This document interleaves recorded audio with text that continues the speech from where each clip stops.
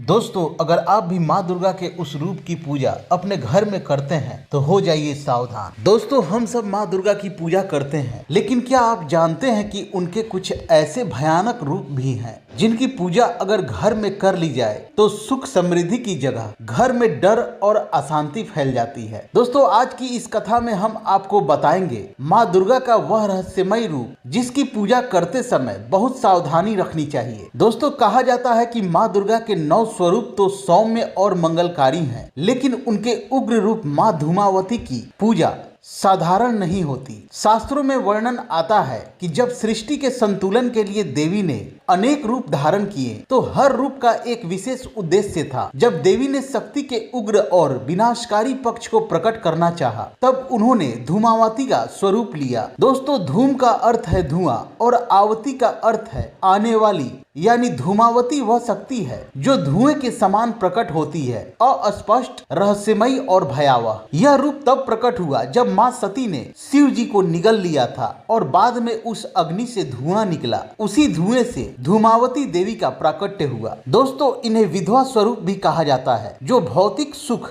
मोह माया और काम वासना का त्याग सिखाता है। दोस्तों, माँ धूमावती का रूप वृद्धा, विधवा और हाथ में काले झंडे के साथ, यह रूप तंत्र साधना का प्रतीक है और माना जाता है कि यह घर में कलह और अशांति ला सकता है। दोस्तों, जो लोग अज्ञानवश घर में इन रूपों की मूर्ति या तस्वीर रख लेते हैं, उनके घर में झगड़े, रोग और मानसिक तनाव बढ़ने लगता है, क्योंकि यह रूप गृहस्थ जीवन के लिए नहीं बल्कि साधकों और तांत्रिकों के लिए बनाए गए हैं। इसलिए दोस्तों, घर में हमेशा माँ दुर्गा के सौम्य स्वरूप जैसे शैलपुत्री, महागौरी, कुष्मांडा या स्कंद माता की ही पूजा करनी चाहिए। यही रूप सुख, शांति और समृद्धि देता है। तो दोस्तों, यह थी माँ दुर्गा के उस उग्र रूप की चेतावनी। क्या आप मानते हैं कि हर देवी देवता की पूजा करने से पहले हमें उनके स्वरूप और महत्व को समझना चाहिए? तो कमेंट में जय माता दी जरूर लिखिएगा।